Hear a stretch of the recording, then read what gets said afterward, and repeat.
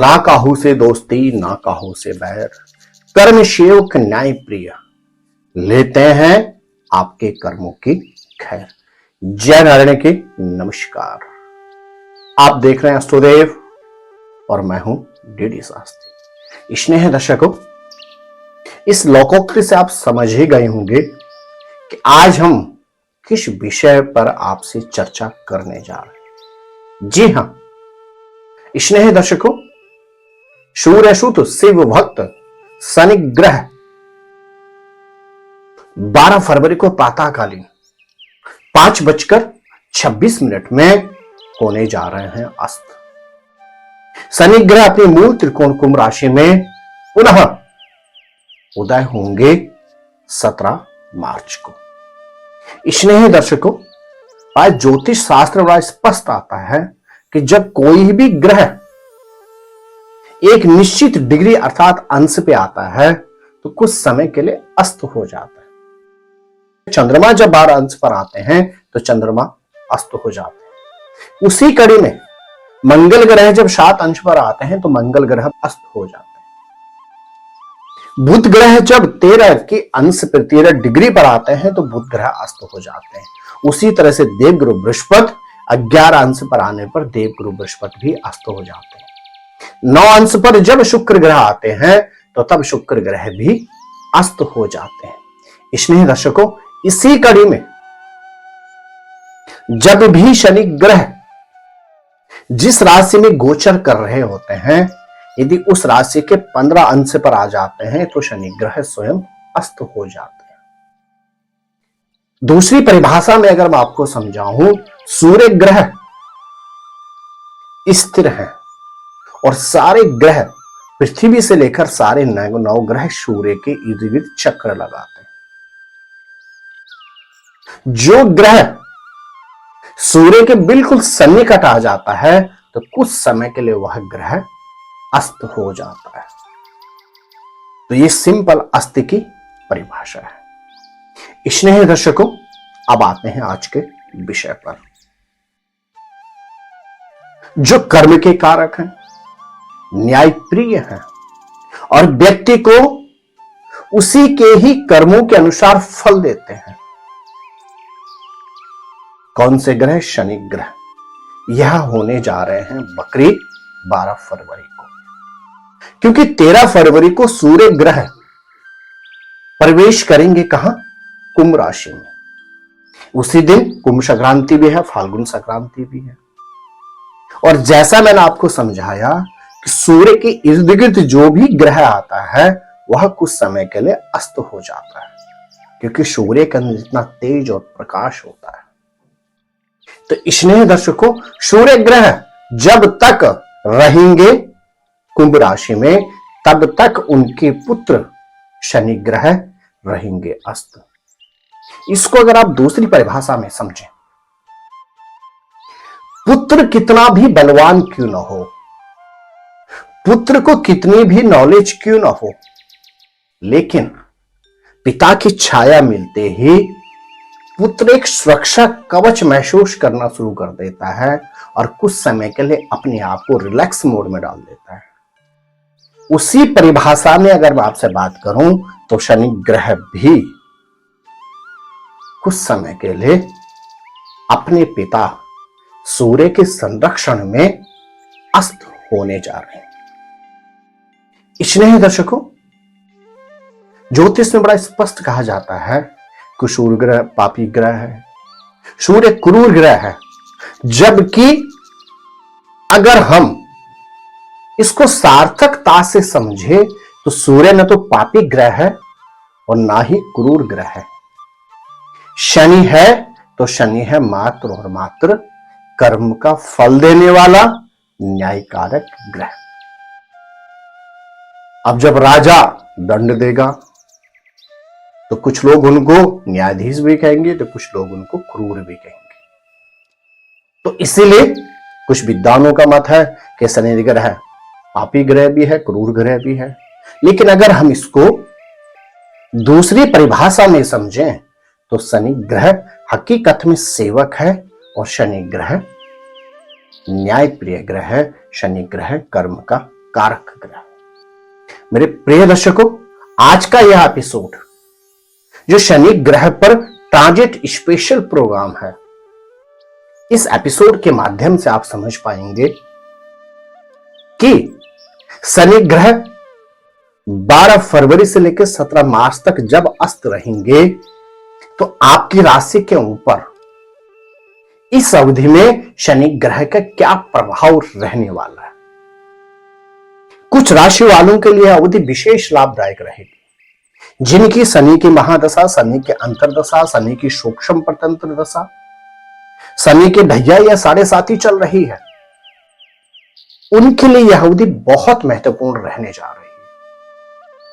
और साथ ही साथ आप इस एपिसोड में यह भी समझ पाएंगे कि 12 फरवरी से लेकर 17 मार्च तक आप क्या उपाय करें जिससे शनि ग्रह की आपको अनन्य कृपा प्राप्त हो सके।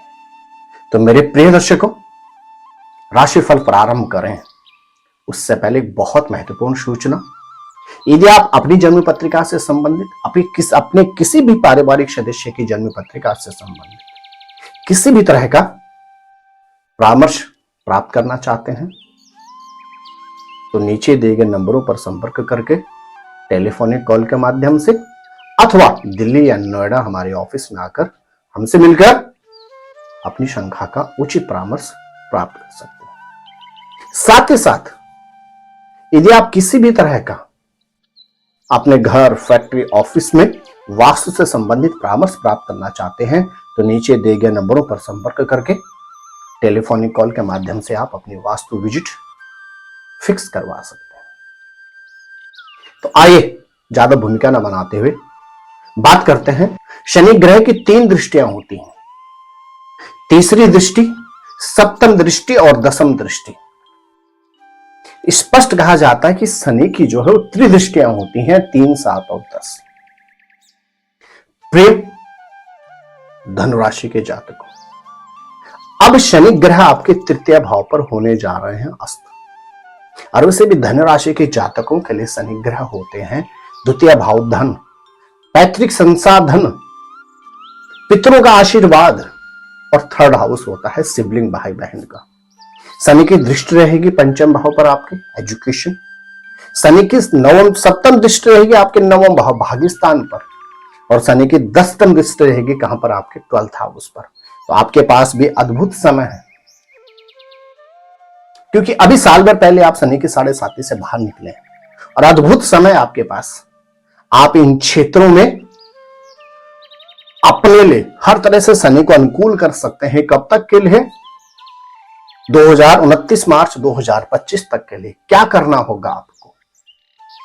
आप प्रयास करें, शनिवार के दिन शनि मंदिर जाएं और शनि शिला पर सरसों का तिल मिलाकर अर्पण करें। वहीं पर बैठकर बड़ के पत्तों पर ओम नमः शिवाय लिखकर, 5 बड़ के पत्तों पर ओम नमः शिवाय लिखकर शनि शिला पर अर्पण कर दें और प्रयास करें वहीं बैठकर लक्ष्मी चालीसा और लक्ष्मी जी की आरती करें। निश्चित आपको शनि ग्रह की कृपा दृष्टि प्राप्त होगी, आपके राशि के स्वामी बृहस्पति की कृपा दृष्टि प्राप्त होगी, और शनि की गुरु शुक्र की भी आपको अनन्य कृपा दृष्टि प्राप्त होगी। संतति से संबंधित क्षेत्र में उन्नति प्राप्त होगी, भाग्य में आपकी वृद्धि होगी, विदेश से संबंधित कार्यों में आपको उन्नति प्राप्त होगी, अथवा किसी भी तरह से कोर्ट कचहरी से संबंधित कष्टों से निवृत्ति प्राप्त होगी, भाई बहन के साथ मधुर संबंध होंगे, आपके बैंक बैलेंस भी बढ़ेगा यदि आप यह उपाय करते हैं। और विशेष तौर से यदि आपकी धनुराशि और आप स्टूडेंट और आप यह उपाय करते हैं तो निश्चित आपको शिक्षा में अद्भुत उन्नति प्राप्त होगी। मेरे प्रिय मकर राशि के जातकों, अब शनि ग्रह आपके द्वितीय भाव में होने जा रहे हैं अस्त और रहेंगे 17 मार्च तक। क्या कहते हैं आपके ग्रह नक्षत्र? वैसे भी शनि आपके राशि के स्वामी हैं, आपके हेल्थ के कारक होते हैं, आपके धन के कारक होते हैं। शनि की दृष्टि रहेगी परिवार पर, शनि की दृष्टि रहेगी अष्टम भाव, अचानक घटनाओं दुर्घटनाओं पर। आपके स्वयं के शनि के साढ़े साथी चल रही है। साथ ही साथ शनि की दृष्टि रहेगी इनकम ऑफ सोर्स पर भी, और इस शनि के लगातार दृष्टि रहेगी 29 मार्च 2025 तक। तो आपके पास अद्भुत समय है। क्या करें? हर शनिवार के दिन शनि मंदिर जाएं, सरसों के तेल में 10 दाने मिला लो साबुत उड़द के और शनि की प्रतिमा पर अर्पण करें।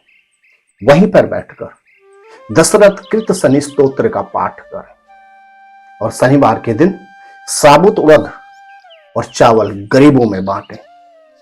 निश्चित शारीरिक क्षेत्र में आपको अद्भुत ऑरा प्राप्त होगी। आपके बैंक बैलेंस में वृद्धि होगी। परिवार के अंदर सुखमय वातावरण रहेगा। अचानक घटनाओं दुर्घटनाओं से आपको निवृत्ति प्राप्त होगी और आपके इनकम ऑफ सोर्स भी बढ़ेंगे।